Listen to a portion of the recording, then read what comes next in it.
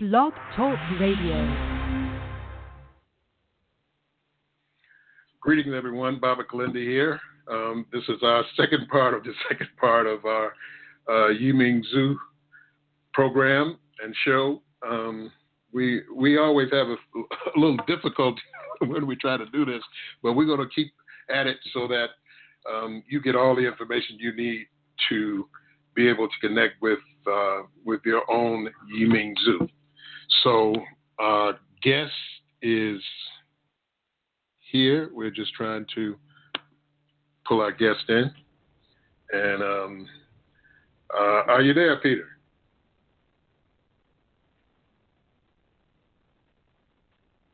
Are you there? Well, I'm waiting for our guest to chime in.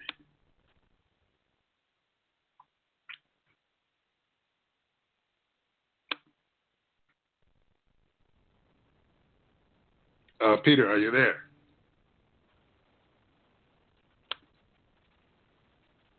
Morning. Okay. Oh, how are you? Good evening. Good morning. It's morning for you across the world. How you doing? Can you hear me? Yeah, I can hear you now. Good. Great to hear you. All right. Excellent. Here, I'm getting ready to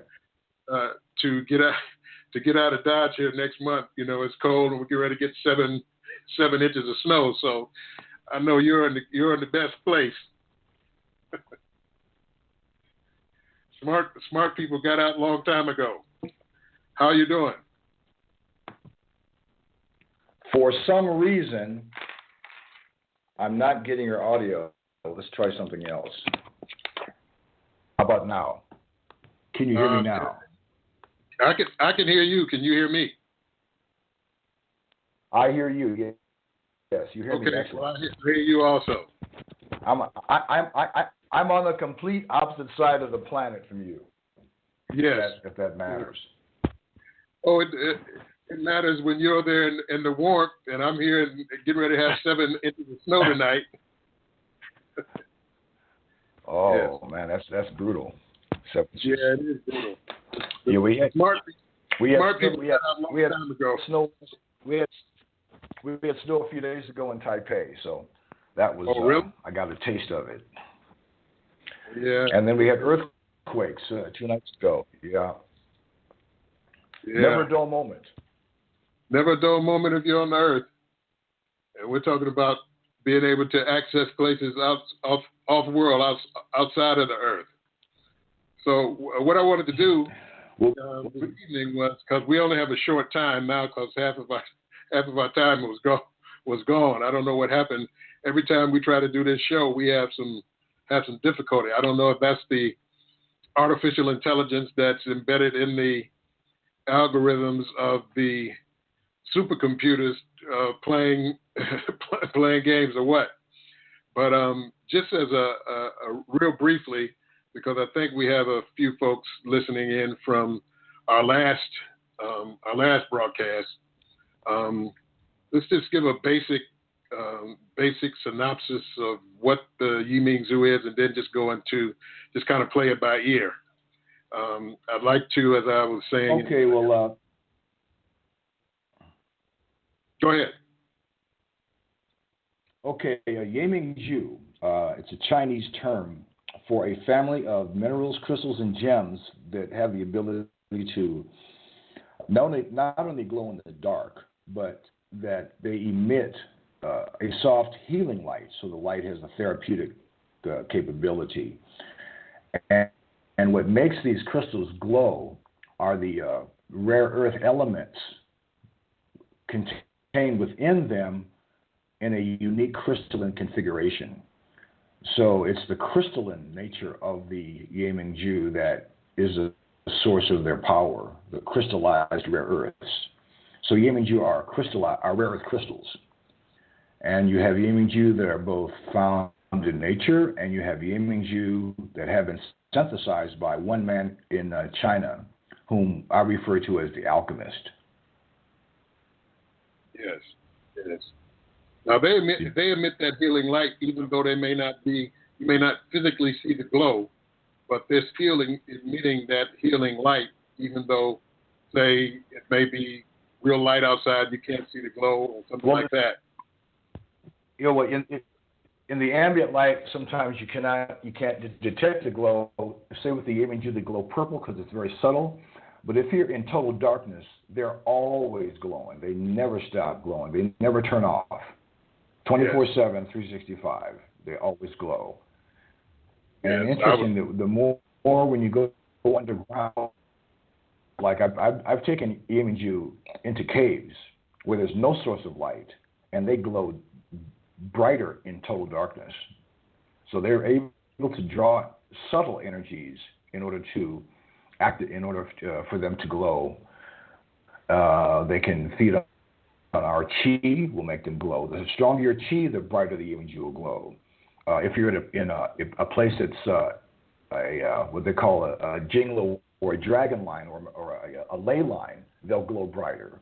In sacred places, they'll glow brighter. In the presence of enlightened beings. I had a Yiming-Ju that I gave to a saint in Thailand, the highest monk in Thailand, living saint, and it activated actually in his presence. It physically transformed, and many people witnessed it. So Yiming-Ju are able to be stimulated and energized by subtle energy, and especially chi. Yes. Well, I was thinking, I've been thinking a lot about some of the things. I was thinking about the more people actually get their Yiming-Ju, basically they all become more powerful because of kind of like computer networking. When you put the hive, when each individual bee is searching for a flower to get pollen to make the honey for the group, they are, I guess what you say, individuals. But when they network and become the hive mind, they become exponentially smarter. They can do more things and stuff like that. And I was thinking about the same thing with the Yiming-Ju as far as people encountering their own Yiming-Ju and making the whole, the more good people, the more people who are thinking about the same things, moving in the same circles, talking about the Yiming-Ju. Oh, definitely. More powerful. Definitely. That's definitely, yes. In the old days, until recently, the only people that owned Yiming-Ju were the royals, primarily the Chinese royals, the emperor. And in glowing gems have had a fascination and have been beloved by royals around the world. The royals in ancient India, even some of the royals in Europe. The Hope Diamond in the crown of the Queen of England is a Yiming-Ju. It glows. It has rare earth phosphorus. So these glowing gems that have been legendary down through history have been until the last 25 years, until they were able to fabricate a modern Yiming-Ju, a modern crystal Yiming-Ju. Now they're in the hands of people that are healers and entheogenic explorers and martial artists and musicians and athletes and yogis and people that are into all sorts of meditators, all sorts of people doing internal practice. So now Yiming-Ju's in the West, and it's really starting to spread. Along with that, there's a lot of fraudsters and hucksters that are selling fake Yiming-Ju that glows but doesn't have any crystal structure. Yes. If the Yiming-Ju doesn't have a crystal structure, it will not activate. And I spoke about activation last time, very briefly. And when the Yiming-Ju activates, let me back up. When you get first of all, Yiming-Ju chooses its owners. Very interesting. That it's not that when you when someone comes to me that is interested in Yiming-Ju, the first thing I'll do is we'll sit down and have tea. We'll just have a talk story. And I'll try to get a read on them and evaluate really what they're interested in, what they do, what they want Yiming-Ju for. And usually during that half an hour of that first initial meeting over tea, the Yiming-Ju, whether it's going to be an infinity disc or an infinity stone or a Yiming-Ju in a various range of colors, because Yiming-Ju glows red, gold, green, various shades of blue, purple. I'll get a sense of what color is right for them, because each color affects a different organ meridian system in the body and has a very different frequency, different capabilities. And so once I find the kind of the family of the Yiming-Ju, whether it's like someone is an athlete, so they want to increase their muscular strength, their stamina, their endurance, the strengthen their force field, give them more chi, give them more focus. I would recommend a green Yiming-Ju for them. But as I say, someone is like, especially women love the blue, especially the deep royal blue, because that nourishes the kidneys. It's very soothing. It's very calming. It creates lucid dreams. It reduces puffiness under the eyes. It makes you more beautiful. It's a beauty stone. And then for people who are doing entheogenic work, they seem to be attracted to the purple, because purple stimulates the pineal gland, pituitary pineal, opens the third eye and the crown, so it really activates the spiritual and psychic awareness and spiritual. They call them in India cities or spiritual powers, whether it's clairvoyance, clairaudience, knowingness, so all that higher bandwidth. And purple is where that's the end of the light spectrum. That's where we enter the. That's when we go out of sight, as it were. It's a higher vibration. And so once I find the Yiming-Ju for the person, once they have the Yiming-Ju, the first thing you have to do is you have to rinse it under cool, pure running water for a minute or so to wash away any residue from people handling or touching it. And pristine, fresh spring water or streams are ideal. The ones that have they have the spiral power, which is a coherent, intelligent life force. So the more spiral power, the more water's tumbling over stones and in a natural, it's that natural movement to it that really awakens. It's like baptizing. You baptize the Yiming-Ju. Then the next step, once it's been cleansed, is you want to awaken it. So you want to place it on a white cotton towel, is preferable, in full sunlight for an hour, and then infuses it like you charge a battery. So you supercharge it with sunlight. And then once it's energized, it's been baptized and consecrated, then you can wear it. Yes. And as you wear it, you'll start to physically, when you're physically wearing it, you'll start to energetically interact with it, and you infuse it with all the things you do in your daily activities. Whether you like, I was a golfer I played golf. I wear it when I play. And everything that I would do wearing it, it's like a hard drive. It would store that. It would store the experience. So I hit a good shot, you get a surge of chi through your body. It feels like lightning going from your toes through your fingertips, like crack. The image, you would store that, and that accumulates. And when you meditate with it, it accumulates that 0 point. It accumulates the higher frequencies that you get into meditation, or qigong, or martial arts, any kind of other physical creative activity. It'll absorb the qi and consciousness, and as you energetically attune to it, in tune to the Yiming-Ju, it'll start to feed on your qi back and forth. Once you get in tune with it, and you with it, it will start to raise your frequency, because as a crystal, it has its own harmonic frequency, its own resonance. And once we attune to that, that's what really enhances our strength. Yes, it takes the best. Especially at night, when you gaze at... I didn't hear that, Kilindi. Oh, no, I was just agreeing with you. Yeah, go ahead. You still there? Are you there? Yes, I'm still here. Oh, okay, yeah, go ahead. No, I was just... Yeah, so I'm saying, so once it starts to become energized and filled with your life force, and as you gaze into it, and this is how I discovered it. As you gaze into its soft healing light at night,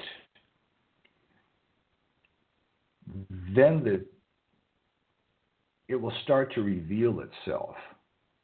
When you actually gaze into the light and tune optically, visually to its light frequency, as you start to infuse it with your life force, its colors will subtly change. You'll start to notice different different color overtones that weren't there when it was first born.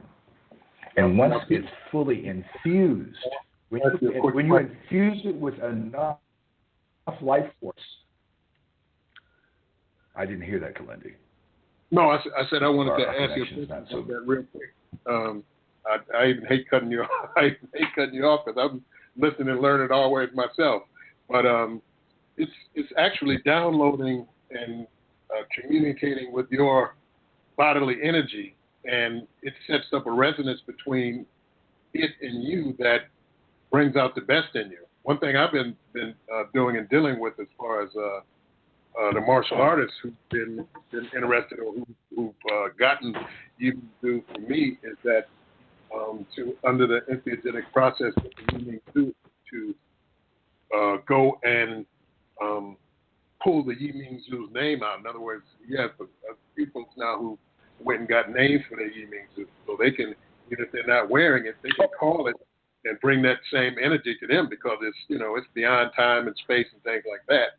Actually wearing it, of course, is great, but it has once it has that connection with you, once it's activated, that you can activate that Yi Ming Zhu even if you don't have it and you're on the other side of the world or the other side of the galaxy.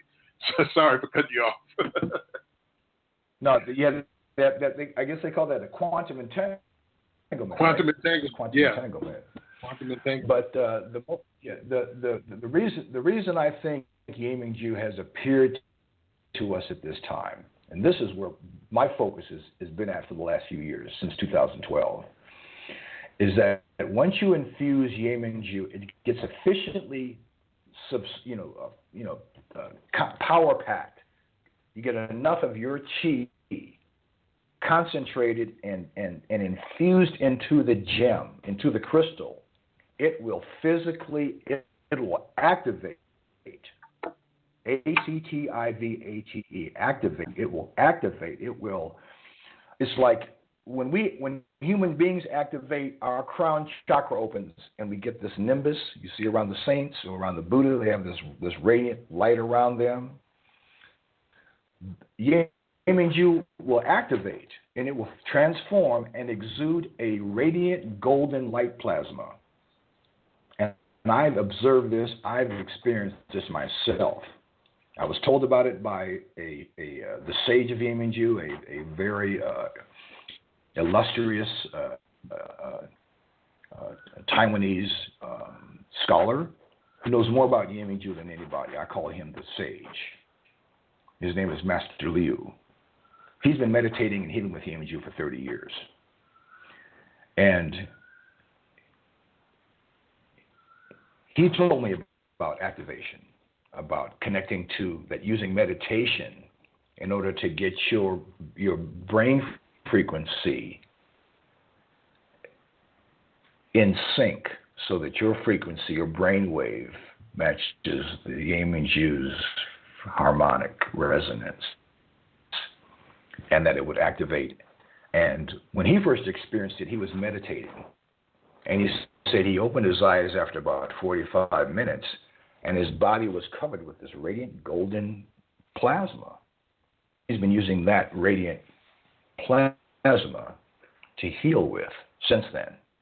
And he's got some pretty impressive, they call Fa Qi. He can really this healing, this golden light and heal. But I had one of my Yi Ming Zhu, which was a purple one, a purple sphere, in Ecuador on the 4th of September, 2012. Become physically transparent, like it became clear, like quartz. And then I could see the dual torus inside, and the Yiming Zhu activated and revealed itself. And I had this golden plasma field that I was able to observe up close, like inches away, for about 2 hours. And my practice now is that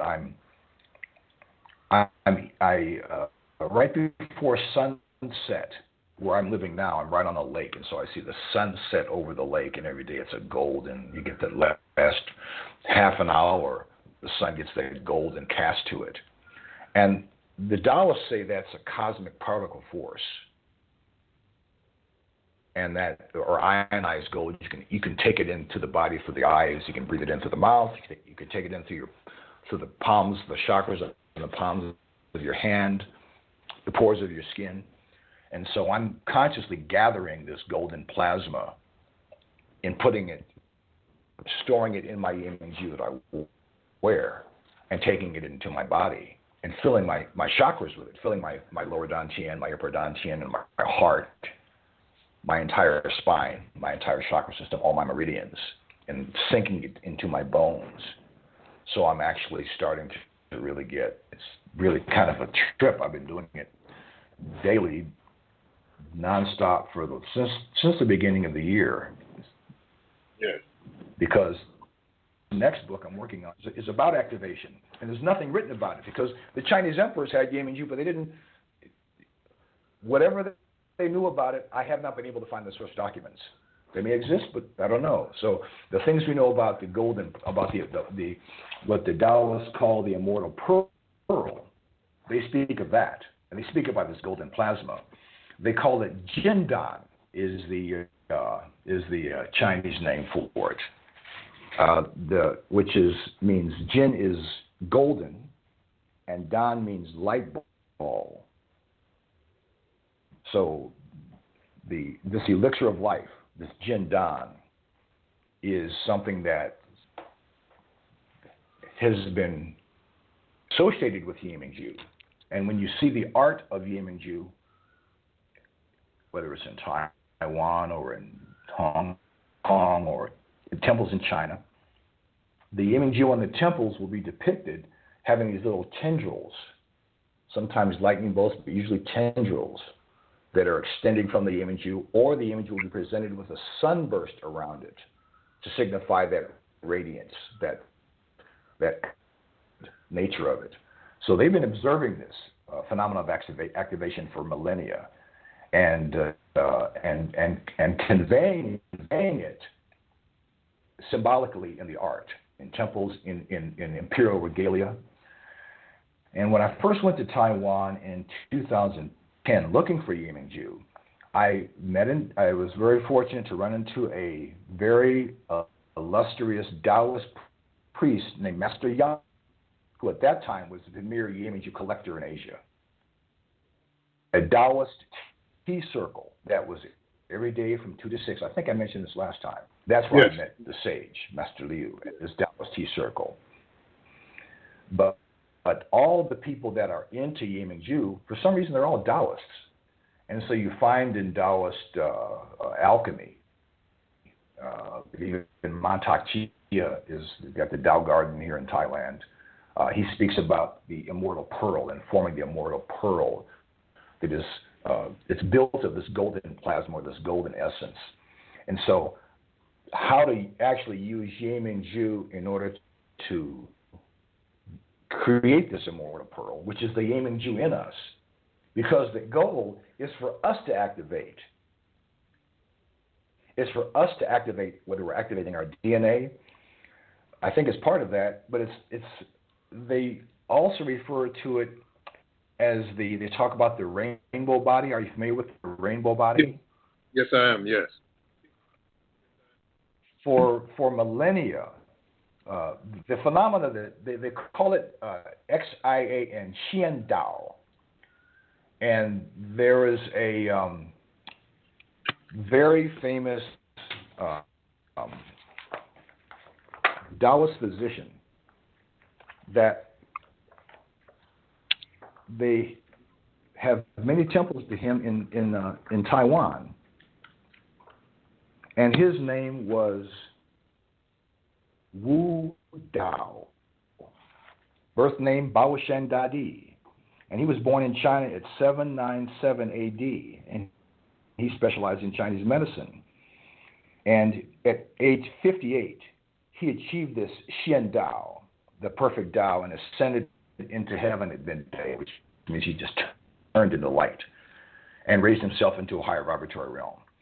And when I started to meet these Taoists at this Taoist Tea Circle and just being in an environment where Yiming Zhu are revered and understood and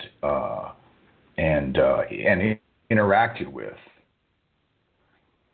I find this phenomena of activation, this miracle of activation, which is inexplicable, is really the core. It's really it's the gree. And so Yiming Zhu definitely has therapeutic potentialities, therapeutic attributes. First of all, it's got the cold light, which is very healing for all the cells in the body. It exudes negative ions, and also far infrared rays, as do tourmaline and other minerals that are used for healing and for and cell rejuvenation, mitochondrial activation. But it also strengthens the qi. It strengthens not only the auric guardian shield, but it strengthens the flow of qi through the meridian system. And this has been widely researched in China. So we have all the science on that. And so it's got these, it'll make you stronger. It'll make you, it'll strengthen your force field. And when you're doing any kind of a soul travel, like when you're doing some kind of like a sacred Entheogen, where you might leave your body, the Yiming Zhu will protect you, seal you so nothing can come in while you're out. It's a spiritual, it's like energy armor. Yes. And even above that, of all these tremendous things it does, it increases your access to the what they call the 0 point, which is very key to making, which is one of the keys in order to make, if you want to manifest things that you want, it's that 0 point. Being able to get into the 0 point, it helps things manifest. But even more important than that is the image you can activate and exude this golden plasma. And that golden plasma, that's the elixir of life. Yes. And I find as I'm gathering it and really filling myself up with it, I'm starting to activate. And it's really exciting. It just gets better every day. I've never felt better. And I'm starting to see it now exude through the pores of my skin, and I'm starting to shine. And that's the challenge of Yiming Zhu. Yiming Zhu wants us to outshine it. And that's its admonition. Well, outshine brother, you've always been as long as I've known you, and Yiming Zhu is bringing that up. We're down to the minute. Like I said, we had some difficulties, and I'm going to talk with the Blog Talk people, or either I'm going to get another site to work with if they can't fix this up.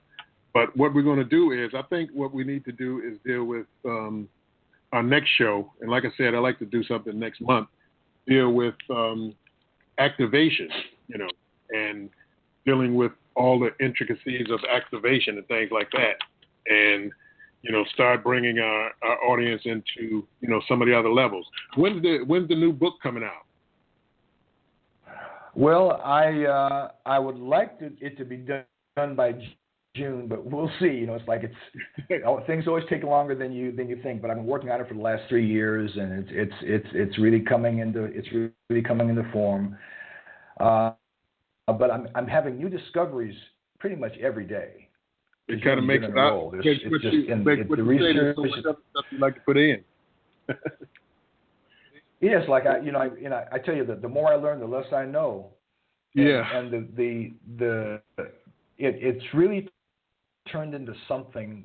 I must say, man, I was minding my own business. I was in China to teach golf, to the director of this provincial mineral museum. He was a dragon like me, and we had this assistant bought in the tea tray the first day, and she put this looked like a river stone on the table, and she poured out water on it. This thing lit up turquoise, and from that to here is unbelievable. What's happened? It's 2009, but what's happened in the last year or so? It's just I'm just scratching the surface. The things that we are learning now about Yiming-Ju, because we're getting testimonials, like you talked about the quantum effect, about many people and have Yiming-Ju and interact, and you get the effect of all the people having it, and it's starting to wake up. The kind of testimonials, and I'll share some of those over the next few talks, just what other people say. So I want to take myself out of it. Just what other people are experiencing around the world. It's just astounding. It's just just the blessings and the way people use it. It's just amazing. It's just a whole new world. You know what I was thinking? It's the golden age of Yiming-Ju. You know what I was thinking? I put it in the when we were texting back and forth while we were waiting on the program. I was thinking about maybe not this. Well, no, maybe not next year, but maybe say 2020 having a worldwide Yiming-Ju conference. I think it'll be enough people in, enough experiences, enough people to come and share and those type of things and talk about their experiences to actually have a conference. But we'll talk about that. We'll talk about that on the on the message and things like that. As always, I'd like to thank you for coming on the show. Sorry this was a short one, but like I said, we'll have it together here, and I want to, like I said, bring you on next month because I'll be going out on my traveling schedule, and I'm looking forward to that because I have a lot of people now who know, because last year when I went out, people came and saw and we talked and things like that. Now they're waiting for me to come back. I'm even getting a couple of folks who, are you bringing those back when you come? Yep, I'm bringing those back when I come. So thank you for being my guest and always coming on with wonderful information. We can do the activation. Can I say one thing? Can I say one thing as we close, Kilindi? Yeah, go ahead. That the only way to really know the reality of Yiming-Ju is you have to touch one, hold one, and experience it for yourself. Then you'll know. Then you know. Thank you very much, brother. Really is. It really is. Yeah, thank you. It really is. It's all and more. All right, my brother. Peace. All right, peace. And I'll be getting with you next week. Peace. Look forward to it. All right.